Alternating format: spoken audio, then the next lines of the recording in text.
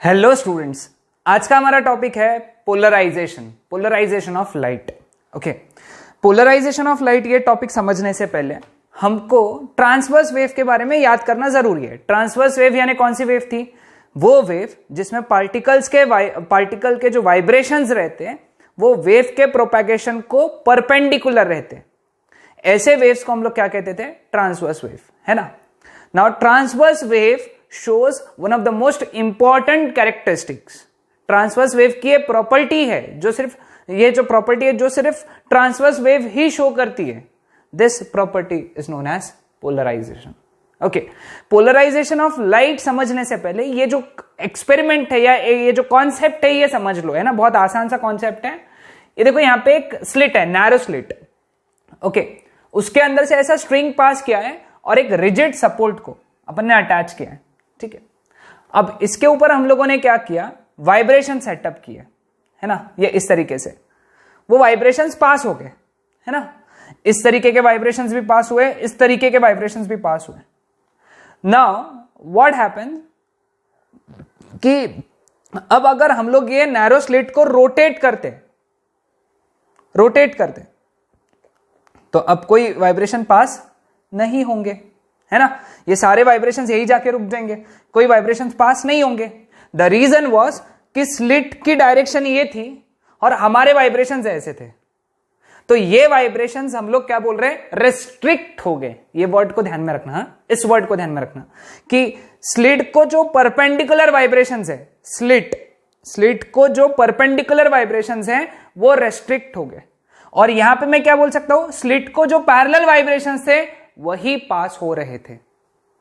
Slit को parallel vibrations पास होते हैं और स्लिट के परपेंडिकुलर वाइब्रेशंस रेस्ट्रिक्ट हो जाते हैं। ये वर्ड बहुत जरूरी है, बहुत बार यूज होगा, ठीक है।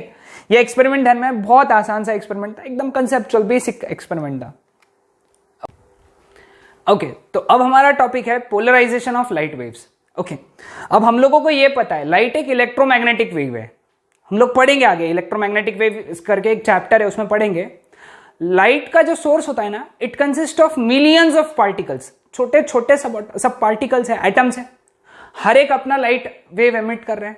ओके, तो you will have millions of vibrations in all the directions perpendicular to the plane.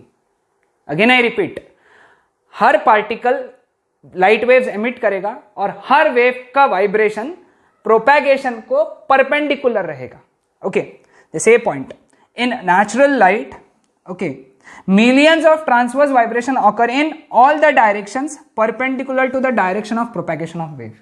यानी सपोज लाइट वेव ऐसा जा रहा है तो एक वाइब्रेशन ऐसा रहेगा, एक वाइब्रेशन ऐसा रहेगा, एक वाइब्रेशन ऐसा रहेगा, एक वाइब्रेशन ऐसा रहेगा, यानी हर डायरेक्शन में रहेगा।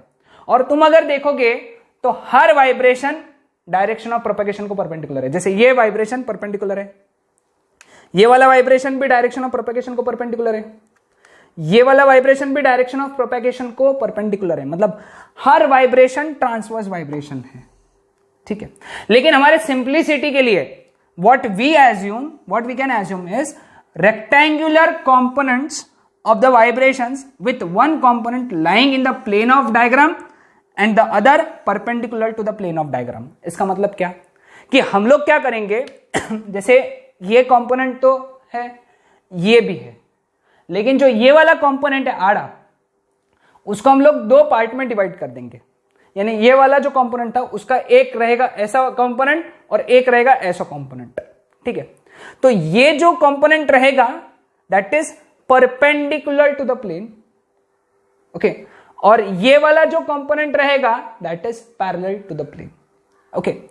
तो जैसे ये जो है ये लाइट वेव होता है, नेचुरल लाइट, देखो सभी डायरेक्शन में वाइब्रेशन है, तो हम लोग क्या करते, इसको इस तरीके से नेचुरल लाइट को रिप्रेजेंट करते, ऐसा वाइब्रेशन और ऐसा वाइब्रेशन। तो ये जो वाइब्रेशंस होते हैं इनको बोलते हैं पैरेलल टू द प्लेन, क्योंकि इमेजिन करो ये प्लेन है,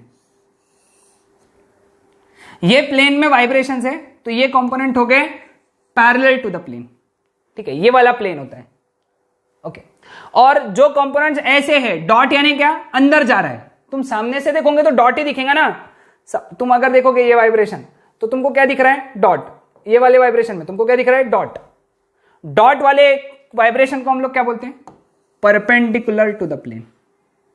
तो वी हैव एरो वाले जो vibrations those are known as parallel to the plane, dot वाले vibrations those are known as perpendicular to the plane. ठीक है, सॉरी हाँ। Now light waves can be polarized, ये तो मैंने पहले ही एक्सप्लेन किया, क्योंकि लाइट एक इलेक्ट्रोमैग्नेटिक वेव है, वो ट्रांसवर्स वेव है, तो उसके वाइब्रेशंस को हम लोग पोलराइज कर सकते हैं। लेकिन ध्यान में रखना, पोलराइज हम लोग सिर्फ इलेक्ट्रिक वेक्टर को ही करते, मैग्नेटिक वेक्टर को पोलराइज नहीं करते हम लोग, सिर्फ और सिर्फ इलेक्ट्रिक वेक्टर को ही करते। इसका रीजन इलेक्ट्रोमैग्नेटिक वेव्स में मैं दूंगा। अभी सिर्फ याद रखना है, जो लाइट को पोलराइज करते हैं हम लोग, इसका मतलब हम लोग कौन से वेक्टर को पोलराइज कर रहे हैं? इलेक्ट्रिक वेक्टर को पोलराइज कर रहे हैं। नाउ ये होता है टूरमलाइन क्रिस्टल। ये एक ऐसे प्रकार का क्रिस्टल है जो पोलराइज करने की ताकत रखता है, क्षमता रखता है। ओके, टूरमलाइन क्रिस्टल, इसको हम लोगों ने पोलराइजर बोला। ये उसकी एक्सिस है, इस एक्सिस को हम लोग बोलते हैं क्रिस्टलोग्राफिक एक्सिस। क्या कहते हैं इसको? Crystallographic axis.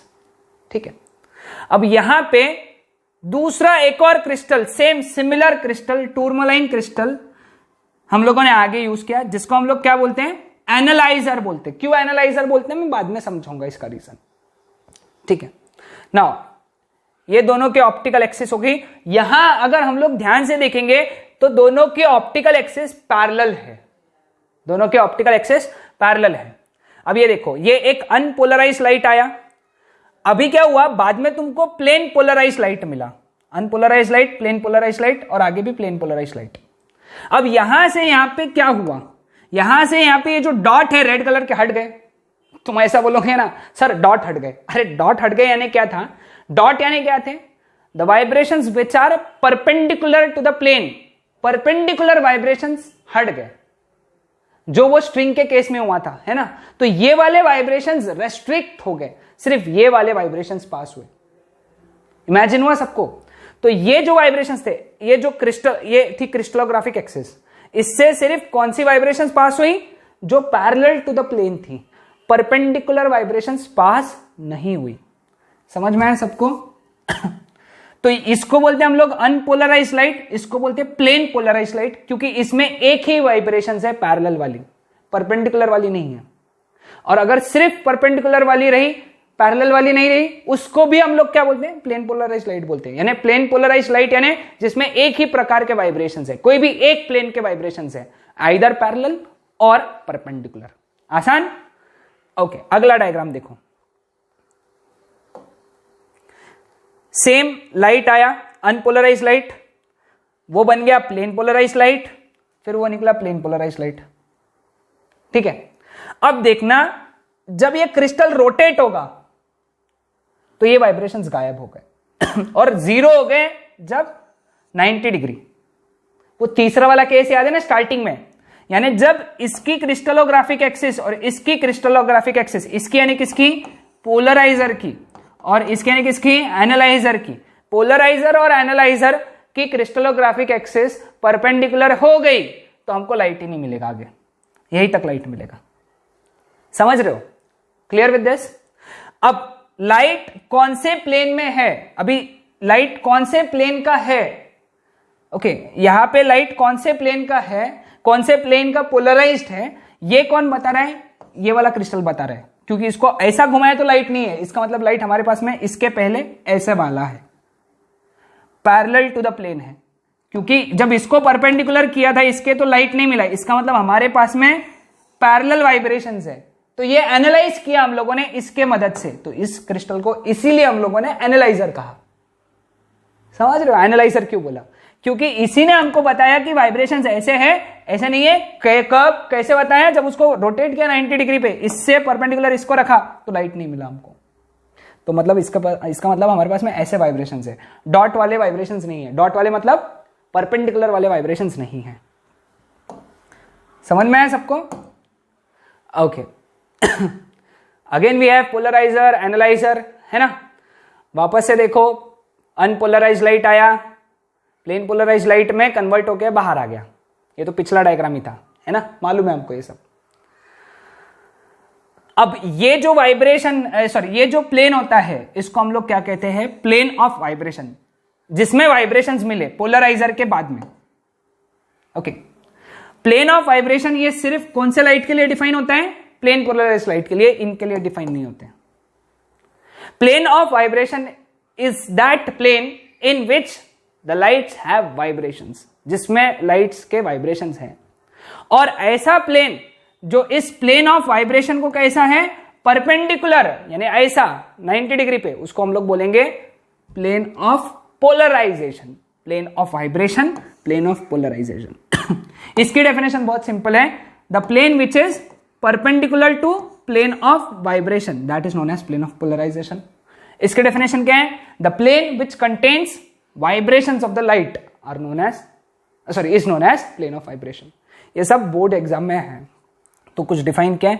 When unpolarised light is incident on polariser, the vibrations parallel to the crystallographic axis, है ना, ये are transmitted and those perpendicular to the axis are absorbed.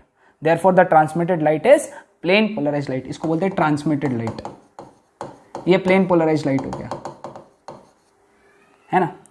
अब प्लेन ऑफ वाइब्रेशन की definition क्या है? The plane which contains crystallographic axis and vibrations of transmitted from the polariser, है ना, is called as plane of vibration, and the one which is perpendicular to plane of vibration is known as plane of polarization। है ना आसान चीज, simple था ये। Now malleus law. Malleus ये scientist का नाम है, इसने कुछ चीज ऑब्जर्व किया और उसने ऑब्जर्व करके हमको एक लॉ दिया। ओके, उसने क्या ऑब्जर्व किया? उसने ये ऑब्जर्व किया कि व्हेन अ बीम ऑफ कौन सा light? Plane polarised light is incident on analyser. किसके ऊपर? एनालाइजर पे। क्या डाला हम लोगों ने? Beam of plane polarised light. The intensity I of the transmitted light from the analyser, यानी एनालाइजर से जो लाइट निकला था बाहर, उसकी intensity I that is directly proportional to the square of cosine of angle, यानी कॉस स्क्वायर। लेकिन cos square theta, theta यानी क्या है? Angle between plane of transmission of analyser and polariser. ठीक है, नहीं समझ में आया ना? डायग्राम देखो, ये है पोलराइजर, है ना, और ये है एनालाइजर। ठीक है, इनके क्रिस्टलोग्राफिक एक्सिस के बीच में, है ना, ये एंगल है थीटा। ओके, अब इससे जो लाइट बाहर निकलेगा उसका intensity directly proportional to cos square theta है, ऐसा मैलस बोला। क्यों ऐसा?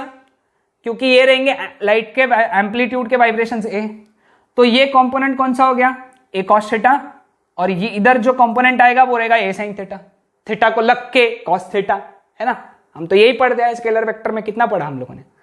तो according to this law I is directly proportional to cos square theta. ये मैलस ने ऑब्जर्व करके बताया, याद करके रख लो इसको। अगर ए एम्पलीट्यूड है ना, तो उस केस में कंपोनेंट कितना हो गया? A cos theta. तो उस केस में what we can write? The intensity of transmitted light from the analyser, ये I that is equal to K into A cos theta square. It can be written as K A square cos square theta. लेकिन K A square के जगह हम लोगों ने क्या substitute किया? आई zero क्या है? I zero is the intensity of light transmitted from the polarizer, यानी यहां से जो लाइट की इंटेंसिटी निकलेंगी वो रहेंगी I naught, I zero. Intensity of light transmitted from the polarizer, यानी पोलराइजर से जो लाइट निकलेंगी उसके इंटेंसिटी आई जीरो, एनालाइजर से जो लाइट निकलेंगी उसके इंटेंसिटी आई। है ना आसान? तो देखो क्या क्या चीजें लिखी। अब अगर suppose theta is equal to 0 degree है या फिर 180 डिग्री है, 0 डिग्री या 180 डिग्री, यानी ये दोनों क्रिस्टलोग्राफिक एक्सिस एक तो पैरेलल या फिर एंटी पैरेलल है, तो cos 0 1, cos 180 -1, लेकिन उसका स्क्वायर है, तो -1 का स्क्वायर भी 1, तो I is equal to I nought, यानी एनालाइजर से उतनी ही लाइट की इंटेंसिटी निकलेंगी जितनी पोलराइजर से निकली थी, यानी इंटेंसिटी में कोई बदल नहीं होगा। दूसरा केस क्या है? When theta is equal to 90 degree, यानी दोनों एक दूसरे को परपेंडिकुलर है, ये एनालाइजर ये पोलराइजर, तो cos 90 कितना होता है? 0, तो I इज इक्वल टू 0 हो जाएगा। Case 3, when unpolarized light is incident on the analyzer, the intensity of the transmitted light is 1/2 the intensity of the incident light. Okay, अब अगर सपोज अनपोलराइज्ड लाइट, यहां से ये पॉइंट बड़ा important है, ये एंट्रेंस के लिए बहुत इंपॉर्टेंट है। क्या? जब unpolarised light is incident on the analyser, analyser पे ही अनपोलराइज्ड लाइट आया। ओके, पोलराइजर का चक्कर ही नहीं है, डायरेक्ट सॉरी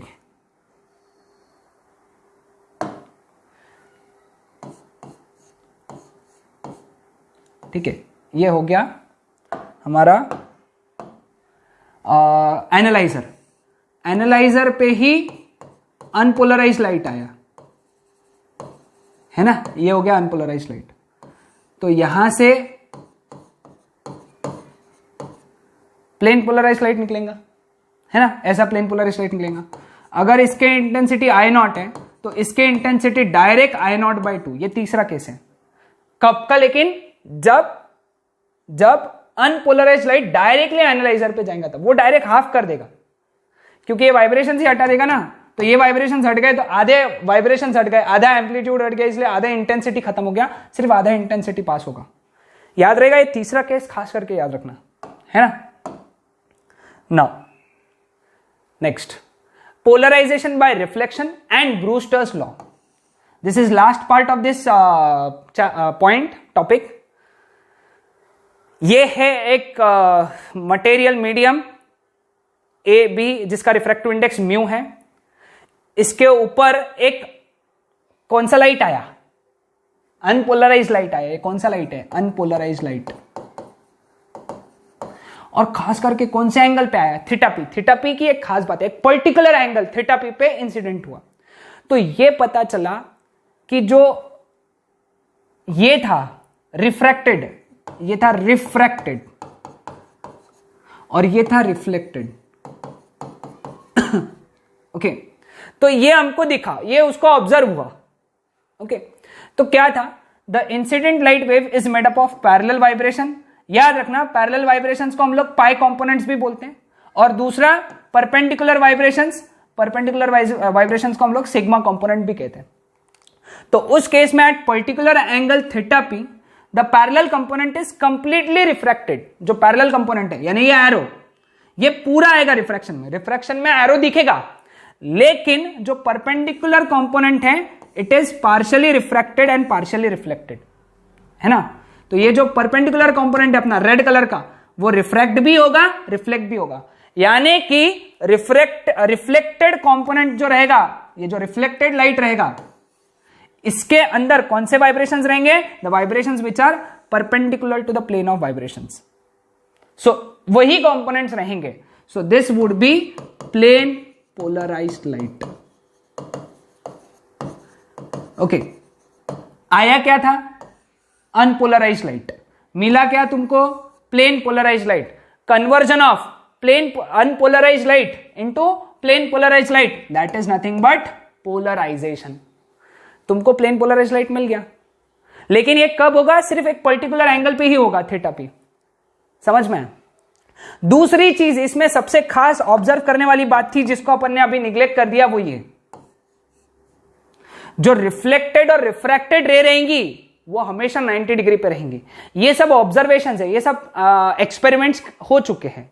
ओके, सो हमको सिर्फ इसके ऑब्जर्वेशंस याद रखना है कि अगर थीटा पी पे कोई अनपोलराइज्ड लाइट आता है तो जो रिफ्लेक्टेड लाइट होता है वो प्लेन पोलराइज्ड लाइट होता है, पहली बात। दूसरी बात, रिफ्लेक्टेड रे और रिफ्रैक्टेड रे, इसके बीच में एंगल 90 डिग्री होता है। ठीक है। The intensity of transmitted light through the medium is greater than that of the plane polarised light, है ना। ये जो ट्रांसमिट होगा इसकी इंटेंसिटी इससे ज्यादा रहेंगी, स्वाभाविक सा बात है, क्योंकि इसमें दोनों कंपोनेंट्स है, इसमें एक ही कंपोनेंट है। ये ट्रांसमिटेड होते हैं, है ना, ट्रांसमिटेड की इंटेंसिटी ज्यादा है, रिफ्लेक्टेड की इंटेंसिटी कम है, क्योंकि रिफ्लेक्टेड में सिर्फ एक ही वाइब्रेशन है, ट्रांसमिटेड में दोनों वाइब्रेशन है। ओके, अब इसका डेरिवेशन, अब ये थीटा पी है तो ये भी थीटा पी होना चाहिए according to law of reflection. Angle of incidence is equal to angle of reflection. अब थीटा पी 90 और आर, इसका सम कितना होना चाहिए? 180, या फिर थीटा पी प्लस आर, ये कितना होना चाहिए? 90। तो आर के जगह क्या लिख सकते हैं? 90 माइनस थीटा पी, है ना। ये डायग्राम से समझ में आया ना, थीटा पी प्लस आर, ये 90 डिग्री होना चाहिए, तो आर के जगह लिखा अपन ने 90 माइनस थीटा पी। म्यू का फॉर्मूला क्या है, sine I by sine R, sine theta P by sine R. Sine R के जगह डाला अपन ने 90 minus theta P, 90 minus theta is cos theta, है ना। इसके जगह ये स्टेप इन्होंने छोड़ दिया, sine theta P upon cos theta P, sine I by cos, sine theta P by cos theta P is tan theta P. तो ये हो गया ब्रूस्टर्स लॉ कि इस केस में refractive index of the medium is equal to tangent of theta P. अब theta P बोलोगे क्या हर बार, तो उसके जगह बोलेंगे आज से हम लोग पोलराइजिंग एंगल। क्या कहेंगे हम लोग, पोलराइजिंग एंगल। तो क्या हो गया ब्रूस्टर्स लॉ का स्टेटमेंट, क्या हो गया, the refractive index of the medium is equal to the tangent of polarising angle. कितना आसान स्टेटमेंट, समझ में आएगा।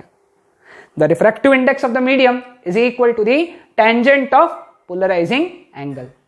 आसान थी, है ना, कॉन्सेप्ट बहुत आसान। तो ये ब्रूस्टर लॉ था। Okay, so this was all about the concept of polarisation. ठीक है, तो यहां पे वेव ऑप्टिक्स खत्म होता है। नेक्स्ट लेक्चर से हम लोग न्यू चैप्टर चालू करेंगे। That's it.